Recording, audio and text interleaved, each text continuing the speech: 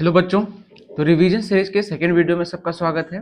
अभी हम लोग डायमेंशन रिवाइज करेंगे। तो जो भी बच्चे नए इस चैनल में, जल्दी से चैनल को सब्सक्राइब कर लो ताकि नए वीडियो का अपडेट तुम्हें मिलता रहे। और जो भी तुम्हें डाउट हो वो कमेंट सेक्शन में जरूर बताना। हम लोग वीडियो के फॉर्म में उसके सॉल्यूशन को डिस्कस करेंगे। तो चलो स्टार्ट करते हैं यहाँ पे। तो जो नेक्स्ट टॉपिक है हमारा वो है डायमेंशन। तो पहले समझते हैं हम लोग डायमेंशन क्या होता है। तो देखो, डायमेंशन बेसिकली क्या होता है कि जब हम लोग किसी भी फिजिकल क्वांटिटी को फंडामेंटल क्वांटिटीज के टर्म एक्सप्रेस करते हैं, तो फंडामेंटल क्वांटिटीज का जो पावर होता है उनको ही हम लोग बोलते हैं डायमेंशन। तो यहाँ पे हम लोग को दे रखा है the power to which fundamental quantities are raised to represent a physical quantities.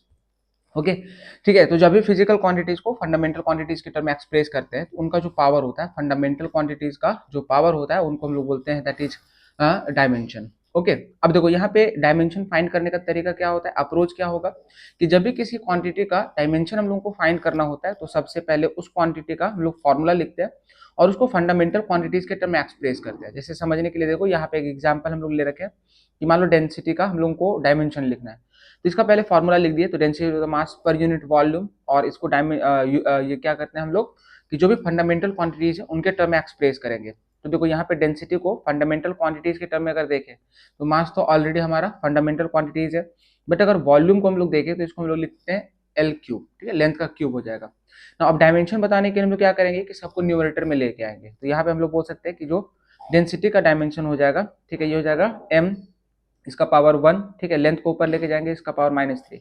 अब देखो पढ़ेंगे कैसे, बताएंगे कैसे कि जो डेंसिटी का डायमेंशन है वो क्या है। तो हम लोग बोलेंगे कि जो डेंसिटी का डायमेंशन है वो है 1 in mass and -3 in length. Okay, तो जो भी फंडामेंटल क्वांटिटीज का पावर होता है वही क्या होता है, उसका डायमेंशन। अच्छा, रिप्रेजेंट करने का तरीका क्या होता है कि जिस भी क्वांटिटी का डायमेंशन हम लोग बताते हैं, ये डायमेंशनल फॉर्मूला, उसको स्क्वायर ब्रैकेट में ऐसे क्लोज कर देते हैं। तो यहाँ पे तुम देख रहे हो, ठीक है, कि डेंसिटी का डायमेंशनल फॉर्मूला बताने के लिए हम लोग उसको स्क्वायर ब्रैकेट में क्लोज कर दिए। और आरएचएस में जो भी टर्म्स हैं, ठीक है, जो भी फंडामेंटल क्वांटिटीज हैं, उनको भी हम लोग क्या किए, स्क्वायर ब्रैकेट में क्लोज कर दिए। तो ये बिल्कुल एक अप्रोच होता है किसी भी क्वांटिटी का डायमेंशन बताने का। ठीक है, अच्छा अब देखो यहाँ पे हम लोग को एक छोटा सा पॉइंट ध्यान रखना है। और पॉइंट क्या है कि देखो, जब भी हम लोग किसी क्वांटिटी का डायमेंशन बताते हैं तो उसमें हम लोग फंडामेंटल क्वांटिटीज के टर्म में एक्सप्रेस करते हैं। अब क्या होता है कि हर बार हम लोग फंडामेंटल क्वांटिटीज को पूरा नाम से ना लिख के उसके सिंबल से रिप्रेजेंट करते हैं। तो अब यहाँ पे हम लोग देख लेते हैं कि आखिर डिफरेंट जो फंडामेंटल क्वांटिटीज हैं उनका सिंबल क्या होता है। तो सबसे पहले देखो कि जो लेंथ का सिंबल होगा हमारा वो एल होगा, मास का जो सिंबल होगा वो एम होगा, टाइम का जो सिंबल होगा वो टी होगा, एंड करंट का जो सिंबल होगा वो आइदर ए होगा या आई होगा। टेम्परेचर का जो सिंबल होता है वो आइदर के होगा या थीटा होगा। इंटेंसिटी का सिंबल जो होगा वो सी डी होगा, एंड अमाउंट ऑफ सब्सटेंस जो होगा वो मोल से हम लोग एम ओ एल से रिप्रेजेंट करेंगे। तो जब भी हम लोगों को डायमेंशनल फार्मूला लिखना हो तो हम लोग फंडामेंटल क्वांटिटीज को पूरा नाम से ना लिख के इन सिंबल से रिप्रेजेंट करेंगे। ओके, तो यहाँ पे कुछ एग्जाम्पल दे रखा है।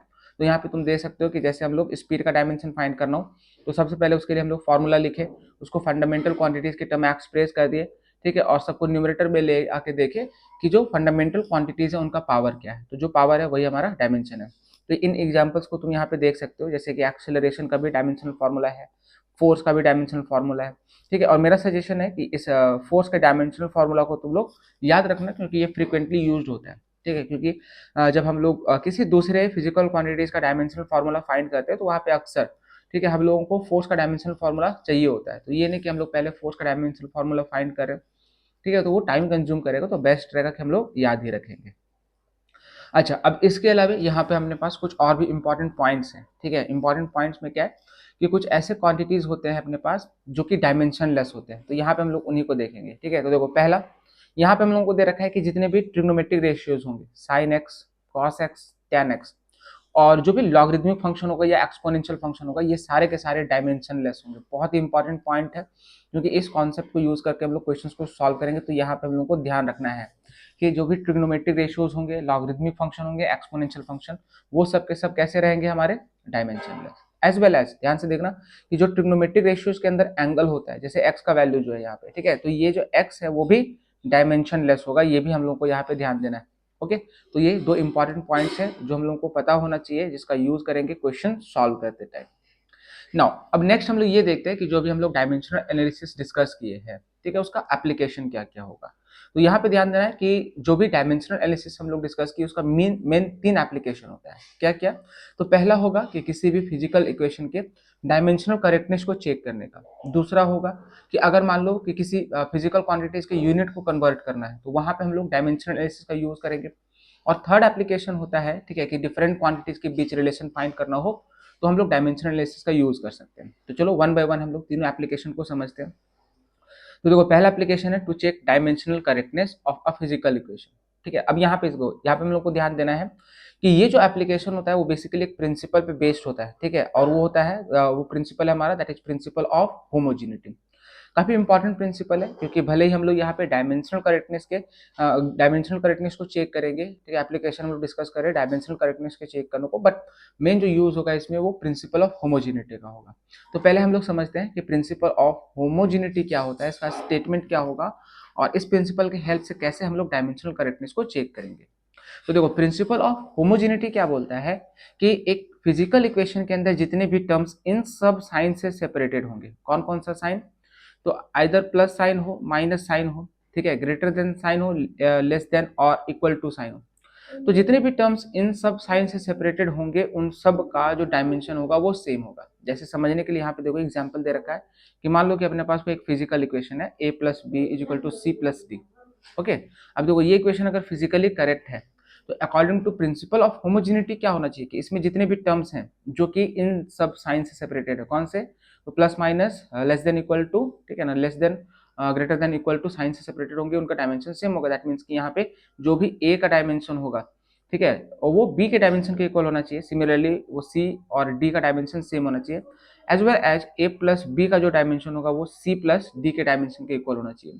ठीक है, तभी यहाँ पे क्या होगा कि हम लोग बोलेंगे कि ये जो इक्वेशन है वो डायमेंशनली करेक्ट है। और इसका ये भी मतलब होता है according to this principle of homogeneity के अकॉर्डिंग हम लोग क्या बोल सकते हैं कि हम लोग उन्हीं दो क्वांटिटीज को ऐड, सब्ट्रैक्ट या कंपेयर कर सकते हैं जो कि सेम फिजिकल क्वांटिटी को रिप्रेजेंट करेंगे।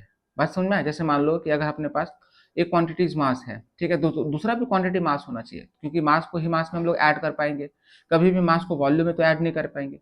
यही मान लो कि अगर दो क्वांटिटीज को कंपेयर करना है तो वो सेम फिजिकल क्वांटिटीज होना चाहिए। जैसे मास को मास से कंपेयर करेंगे, वॉल्यूम को वॉल्यूम से कंपेयर करेंगे, ऐसा तो नहीं है, ठीक है, कि डिस्टेंस को हम लोग एक्सेलरेशन से कंपेयर कर रहे हैं या डिस्टेंस को हम लोग फोर्स से कंपेयर कर रहे हैं। ठीक है, तो दो डिफरेंट क्वांटिटीज के बीच कंपैरिजन होता ही नहीं है, साथ साथ हम लोग को ऐड भी नहीं कर पाएंगे। तो प्रिंसिपल ऑफ होमोजेनिटी यही बोलता है। अच्छा, अब यहाँ पे हम लोगों को दो इंपॉर्टेंट पॉइंट ध्यान रखना है, ठीक है, regarding this principle of homogeneity. और वो क्या होता है कि अगर कोई इक्वेशन फिजिकली करेक्ट है तो उस इक्वेशन को डायमेंशनली भी करेक्ट होना पड़ेगा। ये मस्ट है, मस्ट है। ठीक है, कि अगर फिजिकली करेक्ट है तो वो डायमेंशनली करेक्ट होगा ही होगा। ठीक है, अच्छा, अब यहाँ पे देखो दूसरा क्या बोल रखा है कि अगर कोई इक्वेशन डायमेंशनली करेक्ट है, ठीक है, तो वो जरूरी नहीं है कि वो फिजिकली भी करेक्ट हो, वो भी सकता है और नहीं भी। ठीक है, तो इससे क्या होता है कि कुछ कॉन्सेप्चुअल क्वेश्चंस पूछ लिए जाते हैं। तो जो हम लोग को ध्यान रखना है कि अगर मान लो बोल रखा है कि अपने पास कोई इक्वेशन जो है वो फिजिकली करेक्ट है तो क्या वो डायमेंशनली भी करेक्ट होगा? यस, बिल्कुल। ठीक है, बट अगर मान लो डायमेंशनली करेक्ट है तो क्या जरूरी है कि फिजिकली करेक्ट होगा? तो ऐसा नहीं, हो भी सकता है और नहीं भी। तो ये हम लोग को ध्यान देना है। ठीक है, जैसे यहाँ पे क्वेश्चन तुमको दे रखा है, ठीक है, कि एक इक्वेशन है F S is equal to half M B square minus half M B naught square. तो यहाँ पे हम लोग को इसका डायमेंशनल करेक्टनेस चेक करना है। ठीक है, तो हम लोग यहाँ पे क्या करेंगे, इसमें जितने भी टर्म्स है F into S half M B square, ठीक है, और half M B not square, इन सब का डायमेंशन फाइंड करेंगे और देखेंगे क्या इन सब का डायमेंशन सेम है। अगर सेम हुआ तो हम लोग बोल देंगे कि हाँ ये जो इक्वेशन है वो हमारा डायमेंशनली करेक्ट है। ओके, इसी तरीके से देखो नेक्स्ट एग्जांपल यहाँ पे हम लोग को दे रखा है और ये एक इंपॉर्टेंट क्वेश्चन है क्योंकि इस तरह का क्वेश्चन जेईई मेन में अक्सर पूछा जाता है। ठीक है, अक्सर पूछा जाता है, तो ये क्वेश्चन को एक बार जरूर देखना। तो यहाँ पे एक रियल गैस इक्वेशन हम लोग को दे रखा है, ठीक है, और हम लोग को फाइंड करना है कि ए और बी का डायमेंशन क्या होगा। तो यहाँ पे हम लोग प्रिंसिपल ऑफ होमोजेनिटी का कॉन्सेप्ट यूज करके ए और बी का डायमेंशन हम लोग फाइंड कर सकते हैं बहुत आसानी से। तो देखो यहाँ पे तुमको क्वेश्चन दे रखे हैं, इसको प्रैक्टिस कर लेना एक बार। ठीक है, अगर कंफ्यूजन हो तो डाउट ये कमेंट में बताना मेरे को, उसको हम लोग डिस्कस करेंगे। ठीक है, उसी तरीके से यहाँ पे एक और क्वेश्चन दे रखा है, इसको भी ट्राई करना। ठीक है, जिसमें कि अल्फा एंड बीटा का डायमेंशन फाइंड करना है। तो ये भी प्रिंसिपल ऑफ होमोजेनिटी पे ही बेस्ड है। ठीक है, ये एक और क्वेश्चन अपने पास जो कि प्रिंसिपल ऑफ होमोजेनिटी पे बेस्ड है। तो इन सारे क्वेश्चंस का तुम चाहो तो स्क्रीनशॉट ले सकते हो या वीडियो को पॉज करके सॉल्व करके देखना, इसका सॉल्यूशन भी यहाँ पे दे रखा है। बट स्टिल कोई कंफ्यूजन होता है तो कमेंट करके जरूर बताना, ठीक है, उसको हम लोग डिस्कस करेंगे। ओके, चलो, तो यहाँ पे एक और क्वेश्चन है, ठीक है, इसको भी देख लेना है अपने को। ठीक है। अच्छा, आगे बढ़ते हैं हम लोग। ठीक है, नेक्स्ट अब हम लोग यहाँ पे सेकंड एप्लीकेशन की बात करते हैं। ठीक है, तो सेकंड एप्लीकेशन जो होता है वो होता है कन्वर्जन ऑफ यूनिट। कि अगर मान लो कोई एक फिजिकल क्वांटिटी दे रखा है और उसके यूनिट को एक सिस्टम से दूसरे सिस्टम में कन्वर्ट करना है, तो वहां पे हम लोग डायमेंशन एनालिसिस का यूज करते हैं। ठीक है, अब देखो ये जो एप्लीकेशन है वो भी एक फैक्ट पे बेस्ड है, और वो फैक्ट क्या होता है ना, ठीक है, कि किसी भी फिजिकल क्वांटिटी का न्यूमेरिकल वैल्यू और यूनिट का जो प्रोडक्ट होगा वो कांस्टेंट होगा। तो ये एक इंपॉर्टेंट पॉइंट है, बहुत ही इंपॉर्टेंट पॉइंट है, इसको हम लोग को ध्यान देना है कि किसी भी फिजिकल क्वांटिटी के न्यूमेरिकल वैल्यू और यूनिट का जो प्रोडक्ट होगा वो कांस्टेंट होगा। ठीक है, तो यहाँ पे हम लोग बोल सकते हैं कि n इंटू यू जो होगा वो कांस्टेंट होगा, जिसमें n जो होता है हमारा न्यूमेरिकल वैल्यू होता है एंड u जो होता है वो यूनिट होता है। तो दो सिस्टम के लिए हम लोग बोल सकते हैं, ठीक है, कि n1 इंटू यू जो होगा वो n2 इंटू यू के इक्वल होगा। ठीक है, अब देखो इस इक्वेशन के हेल्प से हम लोग कैसे यूनिट को कन्वर्ट करेंगे वो हम लोग समझते हैं। तो देखो यहाँ पे n1 जो है वो क्या है, फर्स्ट सिस्टम के अंदर न्यूमेरिकल वैल्यू, u1 जो है वो क्या है, फर्स्ट सिस्टम के अंदर यूनिट। तो देखो यहाँ पे हम लोग को फर्स्ट सिस्टम के अंदर ये दोनों वैल्यूज गिवन होगा, n1 और u1। ठीक है, कि न्यूमेरिकल वैल्यू कितना है और यूनिट कितना है। ठीक है, और देखो n2 और u2 इसमें क्या है, तो n2 जो है वो सेकंड सिस्टम के अंदर न्यूमेरिकल वैल्यू है एंड u2 जो है वो क्या है, सेकंड सिस्टम के अंदर यूनिट है। तो बेसिकली हमारा एम होता है ये u2 फाइंड करना। ठीक है, अब उसके लिए हम लोग को चाहिए होगा, देखो u2 तो हम लोग को पता रहेगा, जैसे मान लो कि जिस सिस्टम के अंदर कन्वर्ट बोल रखा है, कन्वर्ट करने के लिए तो हम लोग को पता ही रहेगा उस सिस्टम के अंदर हम लोग डिफरेंट क्वांटिटीज को किस यूनिट में मेजर करेंगे। ओके, जैसे मान लो कि सीजे सिस्टम में कन्वर्ट करना है तो वहां पे लेंथ को सेंटीमीटर में लेंगे, मास को ग्राम में लेंगे। ठीक है, या मान लो कि तुमको एफपीएस सिस्टम में बोल रखा है तो वहां पे अंडरस्टूड है कि मास को हम लोग किस में, पाउंड में लेंगे, लेंथ को हम लोग फुट में लेंगे। बात समझ रहे हो? ठीक है, तो मेन एम होता है हमारा ये n2 का वैल्यू फाइंड करना। ठीक है, कि सेकंड सिस्टम के अंदर न्यूमेरिकल वैल्यू कितना होगा, और ये फाइंड करने के लिए हम लोग क्या करते हैं, इस u2 को इधर डिवाइड कर देते हैं, तो ये हो जाएगा u1 by u2 into n1। अब देखो यहाँ पे u1 और u2 क्या है, जो भी फंडामेंटल क्वांटिटीज हैं उनका यूनिट दोनों सिस्टम के अंदर। तो यहाँ पे u1 जो होगा वो फंडामेंटल, जो भी फंडामेंटल क्वांटिटीज होगा उनका यूनिट लिखेंगे, और u2 क्या होगा, तो जो भी फंडामेंटल क्वांटिटीज होंगे उनके यूनिट को लिखेंगे सेकेंड सिस्टम के अंदर। फिर क्या करेंगे कि दोनों को सेम यूनिट में कन्वर्ट करेंगे, सिंप्लीफाई करके देखेंगे कि n2 का वैल्यू क्या होगा। ठीक है, और डायरेक्टली फिर वहां पे हम लोग यूनिट को पुट कर देंगे जिस सिस्टम के अंदर पूछ रखा है। जैसे समझने के लिए यहाँ पे एक एग्जांपल ले रखे हैं, देखो यहाँ पे हम लोग को एक मूविंग बॉडी का स्पीड दे रखा है दैट इज 20 मीटर पर सेकेंड। तो बोल रखा है कि इस स्पीड का वैल्यू क्या होगा सीजे सिस्टम के अंदर। ओके, तो देखो कुल मिलाकर हम लोग को फाइंड करना होगा सीजे सिस्टम के अंदर जो स्पीड का न्यूमेरिकल वैल्यू होगा वो कितना होगा। तो वही कॉन्सेप्ट हम लोग यहाँ पे यूज कर लिए, देखो n1 into U one that's equal to n2 into U two. तो n2 क्या हो जाएगा u1 by u2 into n1। ठीक है, अब देखो u1 u2 क्या है, जो भी फंडामेंटल क्वांटिटीज है उनका यूनिट दोनों सिस्टम के अंदर। तो n2 हो जाएगा दैट इज l1 जो है वो यूनिट ऑफ लेंथ है in the first system, l2 क्या है, unit of length in second system. ठीक है, T1 T2 क्या है, that is unit of time in both system. ठीक है, first system and second system. तो देखो यहाँ पे क्या है कि जो फर्स्ट सिस्टम है हमारा वो SI यूनिट है, तो वहाँ पे लेंथ का यूनिट मीटर हो जाएगा। सेकंड सिस्टम CGS है तो वहाँ पे सेंटीमीटर हो जाएगा, टाइम दोनों में सेकंड होता है। इसको सिंप्लीफाई करके हम लोग देखें कि जो न्यूमेरिकल वैल्यू हम लोगों को मिला n2 वो कितना मिला, 2 इंटू 10 टू द पावर 3। तो हम लोग बोल देंगे सीजे सिस्टम के अंदर स्पीड कितना था, that is 2 into 10 to the power 3 centimetre पर सेकेंड। ओके, तो चलो यहाँ पे एक और एग्जाम्पल है तुम्हारे लिए। ठीक है, तो इस क्वेश्चन को एक बार ट्राई करो, वीडियो को पॉज करके सॉल्व करना, सॉल्यूशन भी दे रखा है। ठीक है, तो अगर नहीं बने तो सॉल्यूशन देख लेना, फिर भी ना बने तो ऑब्वियस सी बात है कमेंट में जरूर बताना, उसको हम लोग डिस्कस करेंगे। ओके, तो अच्छा यहाँ पे ठीक है, अब थर्ड एप्लीकेशन की बात करते हैं हम लोग।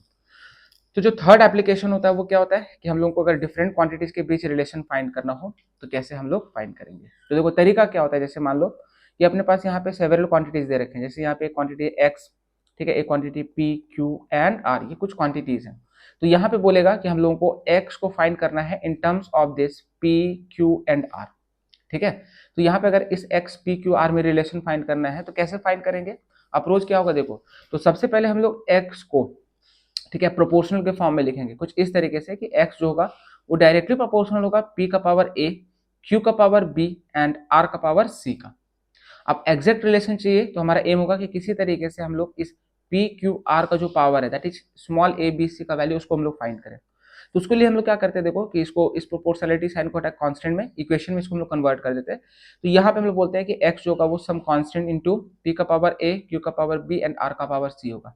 इसमें k जो होता है वो डायमेंशन लेस कांस्टेंट होता है, इसके लिए चिंता नहीं करना है ना। अब हम लोग क्या करेंगे बताओ कि यहाँ पे प्रिंसिपल ऑफ होमोजेनिटी का यूज करके, ठीक है, पावर फाइंड करने की कोशिश करेंगे। अब देखो अगर यहाँ पे देखो ये दोनों टर्म्स इक्वल है, कि x जो है वो इसके इक्वल है, तो according to principle of homogeneity क्या होना चाहिए कि इन दोनों टर्म्स का जो डायमेंशन है वो सेम होना चाहिए। तो हम लोग बोलेंगे कि जो भी x का डायमेंशन होगा वो किसके इक्वल हो जाएगा, तो RHS में जो पूरा टर्म है उसके डायमेंशन के इक्वल।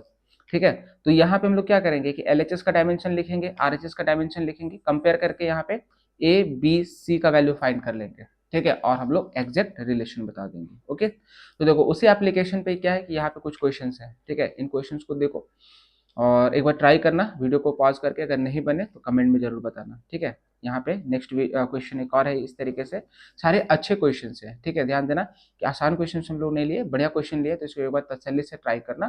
ठीक है, और बनता है या नहीं बनता है वो कमेंट करके जरूर बताना मेरे को। ठीक है, और जो भी बच्चे अभी नए हैं, अभी तक जो चैनल से नहीं जुड़े हैं, तो जल्दी से चैनल को सब्सक्राइब कर लो ताकि तुमको नए वीडियोज का अपडेट मिलता रहे। ठीक है, ऐसा ना हो कि तुम्हारा एग्जाम पार हो जाए और तुम ये अपॉर्चुनिटी मिस कर दो। ठीक है, तो अगर तुम कॉन्सेप्ट को बिल्ड करना चाहते हो, कम टाइम के अंदर चीज़ों को एकदम अच्छा से रिवाइज करना चाहते हो, ठीक है, तो जल्दी से चैनल को सब्सक्राइब करो और इस वीडियो को लाइक करो। ठीक है, अच्छा एक बात और यहाँ पे हम लोग को ध्यान देना है कि रिवीजन के साथ साथ जो हम लोग फॉर्मूला कॉन्सेप्ट को रिवाइज कर रहे हैं उसके साथ साथ हम लोग डाउट भी डिस्कस करते हैं। तो तुम अपने जो भी डाउट्स है उसको कमेंट सेक्शन में जरूर बताओ, उसको वीडियो के थ्रू हम लोग डिस्कस करेंगे और उसका वीडियो सॉल्यूशन भी हम प्रोवाइड करेंगे। ओके, तो यहाँ पे हमारा जो डायमेंशनल वाला पार्ट था वो कंप्लीट हो गया, तो अभी हम लोग इसी पे होल्ड करते हैं।